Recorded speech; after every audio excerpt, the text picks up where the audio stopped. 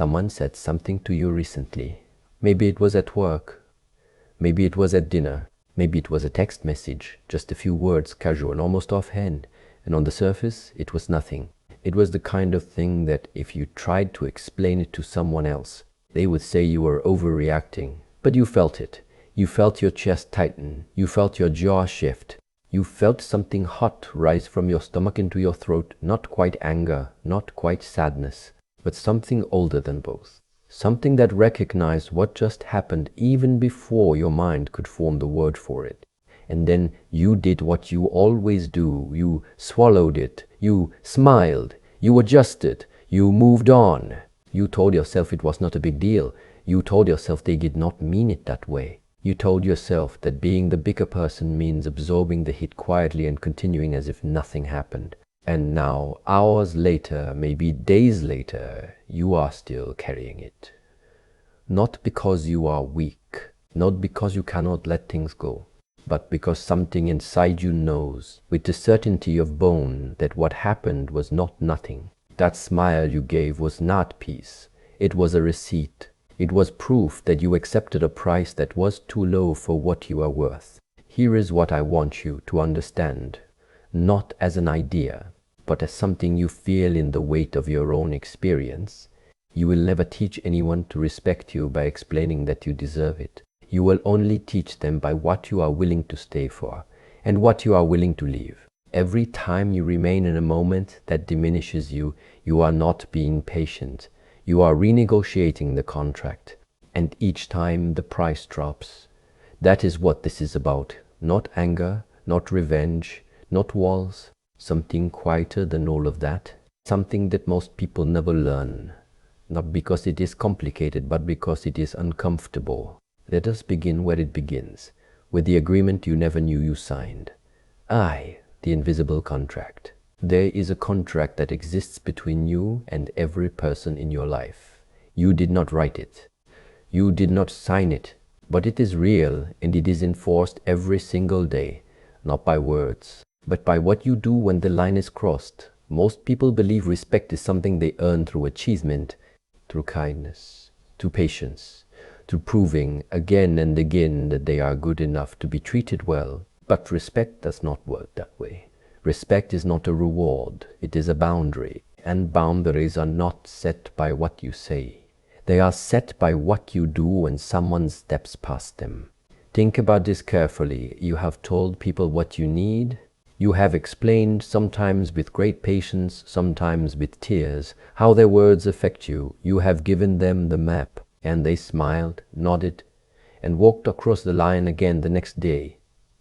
And you stayed, not because you are foolish, not because you enjoy the pain. You stayed because somewhere long ago you learned that staying was the noble thing to do. You learned that love means endurance, that loyalty means absorption, that strength means bearing what is given to you without complaint. This was not weakness, it was intelligence under pressure. As a child, as a young person, in environments where you had no power, staying was survival.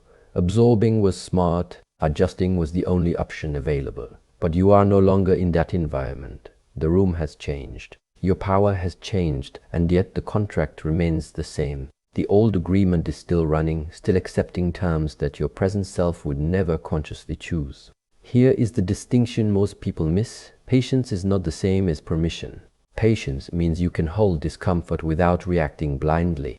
Permission means you have told the other person, through your silence and your staying, that what they did is acceptable. You believe you are being patient, but look closer. Look at the pattern. The same person crosses the same line. You absorb it the same way. Nothing changes, except that the line moves a little further each time. That is not patience. That is a contract being rewritten in the dark. There is an old image from the training halls. A wooden post stands in the center of the courtyard. Every student strikes it, day after day, year after year, and the post never moves. It takes every blow. It absorbs every impact, and over the decades it is worn down to almost nothing. The post is strong. No one would deny that, but the post has no intelligence. It cannot choose which blows to receive and which to deflect. It cannot step aside. It cannot leave the courtyard. You are not a post. You have the intelligence to feel when a blow is practice and when it is punishment. You have the right to step aside. You have the ability to leave the courtyard. And when you choose not to, when you stand there and absorb what should not be absorbed, you are not being strong. You are being the post. Begin quietly. Think of one relationship, just one, where you feel smaller after every interaction. Do not judge the person. Do not judge yourself.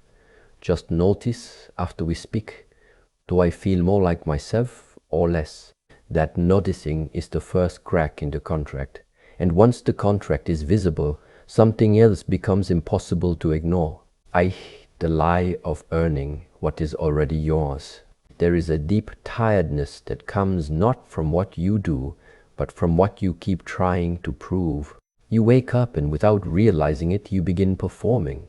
Not on a stage, not for an audience, but in the small invisible ways that have become so natural you no longer recognize them as performance. You laugh a little louder to put someone at ease. You shrink your opinion to avoid making the room uncomfortable. You over-explain your choices because somewhere inside you believe that existing as you are requires justification. And the exhaustion you feel at the end of the day is not from the work. It is from the weight of all the small adjustments you made to be acceptable to people who never asked you to adjust and who would not adjust for you. Most people spend their lives trying to earn respect. They believe that if they are kind enough, useful enough, agreeable enough, invisible enough, eventually the people around them will treat them the way they deserve. But this is the lie. Respect is not earned through compliance. Compliance earns convenience. It earns comfort for the other person. And the more you comply, the more comfortable they become with giving you less. Think of water running over stone. The water is gentle. The water is patient. The water asks for nothing. And over years it wears the stone smooth. It erases every edge, every angle, every distinct feature until the stone is round and indistinguishable from every other stone in the riverbed. That is what happens when you keep adjusting. You do not become more lovable, you become more convenient. And convenient people are not respected. They are used gently, sometimes even affectionately, but used. And the worst part is not the using. The worst part is that you have begun to confuse being needed with being valued. You tell yourself that your importance lies in what you provide, the care, the support, the patience, the accommodation. And so you give more and more. And the more you give, the more the other person takes, not because they are cruel, but because you have taught them that taking is allowed. Here is what you must understand. You cannot earn what is already yours. Respect is not a prize at the end of a performance. It is the starting condition of any relationship worth having. If you have to perform to receive it, you are not in a relationship. You are in an audition that never ends. There is a difference between generosity and erasure. Generosity says, I give because I choose to, and I can stop choosing at any time. Erasure says, I give because I am afraid that without my giving, I have no place here. Feel the difference in your body. One feels open, the other feels tight. One comes from fullness, the other comes from fear. Do not hate yourself for the years you spent erasing. That erasure kept you connected to people when connection felt like survival. It was intelligent, it was strategic. It served you once, but you are no longer starving for connection. You are starving for truth. The truth is that some of the people in your life have never met you. They have met your performance, and they are very comfortable with it. Begin here. The next time you feel the impulse to explain yourself, to justify a choice, to soften a no, to make your existence easier for someone else to digest. Pause.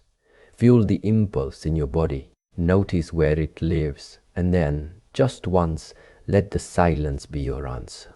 You do not owe an explanation for being who you are, and the people who need one are telling you something about the contract you are in. And once you stop performing for approval, something terrifying becomes clear. The cost of staying too long. There is a price you pay for staying in rooms where you are not respected. And the price is not what you think. It is not pain. You are already familiar with pain. You have built an entire life around managing it. The price is something worse than pain. It is the slow, quiet erosion of your relationship with yourself. Every time you stay after the line is crossed, a small part of you watches, not the part that smiles and adjusts. Another part, the part that knows. And that part does not judge the other person. That part judges you, not harshly, not with cruelty, but with the quiet disappointment of someone who expected better, who expected you to move, who expected you to speak, who expected you to leave and watched you stay, and over time that quiet disappointment becomes something heavier. It becomes a distance between you and yourself, a gap, a mistrust. You stop believing your own words because you have watched yourself say never again and then stay again. You stop trusting your own instincts because you have overridden them so many times that the signal has become faint. This is why the heaviness you feel is not about them, it is about you. It is about the fact that you have abandoned yourself so many times in the name of keeping the peace that you no longer know what your own peace sounds like. Here is a truth that is difficult to hold. You cannot betray yourself repeatedly and expect your self-respect to survive. Self-respect is not an idea. It is not an affirmation you say in the mirror. It is the living record of how you have treated yourself in the moments that mattered. And every time you chose their comfort over your truth, the record updated. Do not be crushed by this. Do not weaponize this against yourself. The awareness itself is the beginning of repair. Think of a fire. A fire needs three things: fuel, air, and heat. Remove any one of them and the fire dies. Your suffering in these relationships is the same.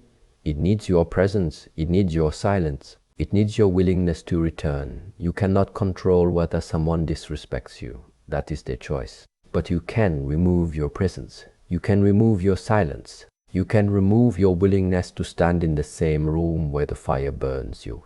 This is not anger. Anger would be trying to extinguish the fire with your bare hands. This is not coldness. Coldness would be pretending the fire does not exist. This is something else entirely. This is a person who sees the fire, clearly feels its heat and chooses, calmly, without hatred, without drama, to step away from it. Most people think there are only two options when disrespected: fight back or endure silently, explode or suppress. But the person who has trained themselves knows a third way. They do not fight.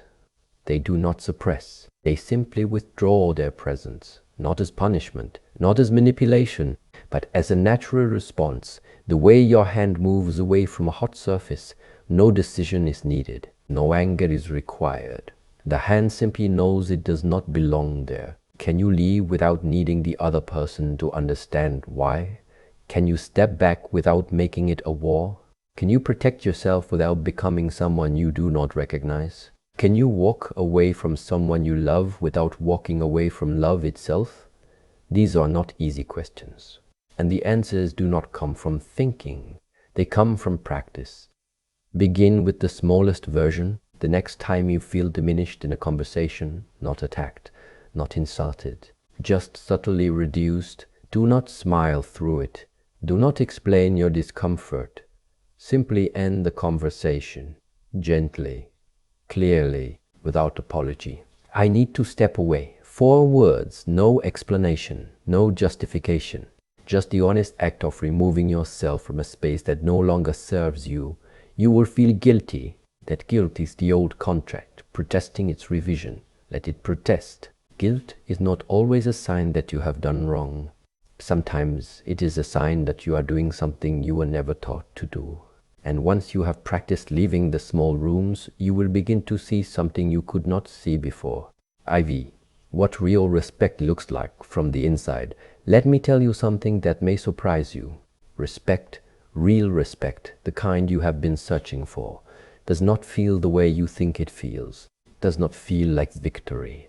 It does not feel like the other person finally seeing your worth. It does not feel like the warm rush of being validated. Real respect feels quiet, almost ordinary. It feels like a room where you do not have to perform, a conversation where you do not have to manage the other person's reaction, a silence that does not need to be filled because neither person is afraid of what the silence might reveal. Most people have never experienced this, not because it is rare, but because they have been in so many rooms where performance was required that they no longer know what its absence feels like. And here is the painful part. Some of the people you are waiting to respect you will never do it, not because you are not worthy, but because respecting you would require them to change a dynamic that currently serves them. Your patience serves them, your silence serves them, your willingness to stay and absorb serves them. Asking them to respect you is asking them to give up something they benefit from, and most people will not do that voluntarily. This is not bitterness, this is clarity. And clarity changes everything. Because once you stop waiting for respect to be given, you can begin doing the only thing that has ever actually worked. You can begin giving it to yourself, not with words, not with affirmations, not by standing in front of a mirror and reciting your value. Those are decorations on a house with no foundation. You give yourself respect through action, through the accumulation of 1,000 small moments where you chose yourself, where you did not explain, where you did not stay, where you said through your behavior, this is where the line is, and I am the one who holds it. There is a mountain. It does not argue with the wind. It does not explain to the rain why it deserves to stand. It does not negotiate with the seasons. It simply stands, and everything around it, the clouds, the rivers, the forests, organizes itself in relation to the mountain. Not because the mountain demanded it, but because that is what happens when something knows its own weight. You do not need to convince anyone of your worth. You need to know it, in your body, in your choices, in the way you hold silence.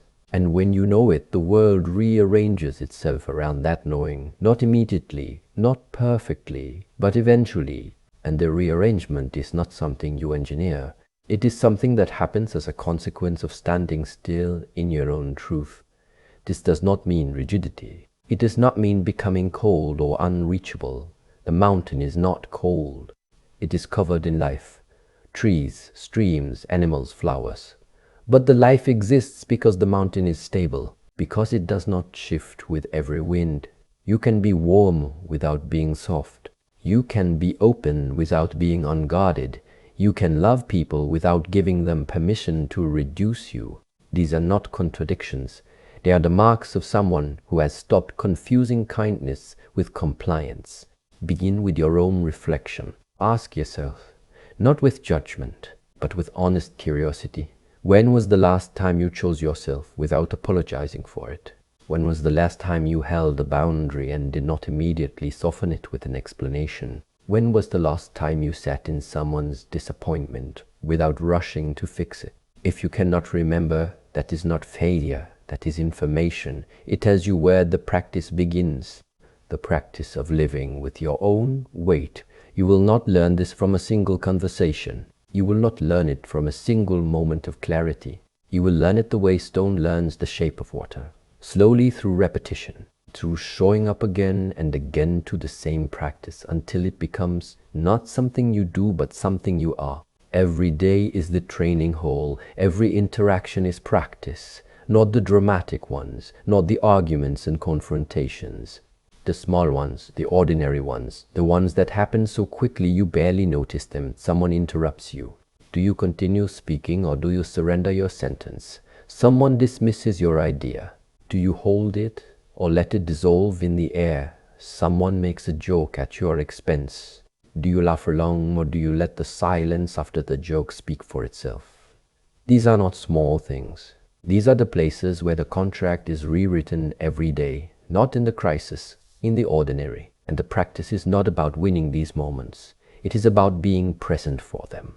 It is about feeling the impulse to adjust, to comply, to shrink, and choosing with full awareness not to, not aggressively, not with righteousness, just with the quiet clarity of someone who has decided what they are willing to accept and what they are not. There is a way of standing that martial artists learn, not a fighting stance, A resting stance, feet grounded, weight centered, shoulders dropped. Nothing aggressive about it, nothing defensive. But anyone who approaches can feel it. This person is here. This person is not moving, not because they are bracing for impact, but because they know where the ground is and they are connected to it. That is what self-respect feels like in the body. Not a wall, not armor, not tension, just presence, just weight, just the undeniable fact that you are here and you are not pretending to be somewhere else. You do not need to rehearse speeches. You do not need to prepare confrontations. You do not need to plan your exit from every relationship that has taken too much. You just need to practice one thing. Stay honest with yourself in real time. When you feel the impulse to shrink, notice it. When you feel the pull to explain, feel the pull without following it. When someone crosses the line, let your body respond before your conditioning does. The body knows, it has always known. The tightness in your throat is not weakness. It is truth trying to rise. The heat in your chest is not overreaction. It is your dignity reminding you it still exists. The heaviness after you smile through something that hurt. That heaviness is not you being sensitive. It is you being honest. Trust that honesty, not as a weapon, as a compass. The quiet reformation. There will come a day, and it will not be dramatic, when you will notice something different. Someone will say something careless. And instead of the old chain, the tightening, the swallowing, the adjusting, the pretending, there will be a pause. A space between what happened and what you do. And in that space, something new will live. Not anger, not coldness, just clarity, just knowing. And from that knowing, your response will come. Not rehearsed, not calculated, just honest. Maybe it is a sentence. Maybe it is a look. Maybe it is the simple act of standing up and walking to the door. But whatever it is, it will come from a place inside you that is no longer negotiating its own value. And the strangest thing will happen. You will not feel victorious. You will not feel powerful. You will feel something much simpler and much rarer. You will feel like yourself. You remove the performance and the person returns. You remove the need for approval and your own voice surfaces. You remove the old contract and a new kind of relationship becomes possible. Not with everyone, but with the ones who can meet you where you actually stand. You remove the habit of explaining your worth and discover that worth was never something that required explanation. Not everyone will stay. Some people loved the version of you that made their life easier. Some people build comfort on your silence, and when your silence ends, their comfort ends with it. That is not your responsibility. Their comfort was never yours to maintain, not at the cost of your own wholeness. Let them go with grace. Anger at their leaving is just another form of the old contract, the belief that you need their presence more than you need your own truth. You do not. And the ones who stay, the ones who meet your honesty with their own, who do not flinch when you hold the line, who respect the boundary not because you enforced it, but because they understand it. Those are the ones worth building with, not because they are perfect, but because the contract between you is real. This is not a lesson you learn once. It is not a speech you give yourself on a difficult night and then carry forward as armor. It is something quieter than that. It is a daily practice. It is the choice made again each morning to live at the price you have set, not the price others have negotiated for you. Can you hold your ground without hardening your heart? Can you leave a room without burning it down? Can you be gentle with people who do not deserve your gentleness, and still not let them pass the gate? Can you respect someone you walk away from? Can you walk away from someone you still love? These are the questions that the path asks of you, and the answers will not come from your mind. They will come from the way you live. You do not become respected by fighting for it. You become respected by no longer accepting its absence. And that shift from fighting to refusing is the quietest revolution you will ever stage. No one may notice. No one may applaud. No one may even understand what has changed. But you will know. You will feel it in the way your chest opens when you stop pretending, in the way your breath deepens when you stop performing, in the way the morning feels different when you wake up knowing that you are no longer for sale. The world will not always meet you with kindness. Some days will test the line. Some people will push against a boundary as if it offends them, and it might. Boundaries often offend the people who benefited from their absence. But the mountain does not apologize for standing. The river does not apologize for choosing its own path. And you do not owe anyone an explanation for deciding finally that you are worth the space you occupy. Let your life become the evidence, not your words, not your declarations, not the story you tell others about how you have changed.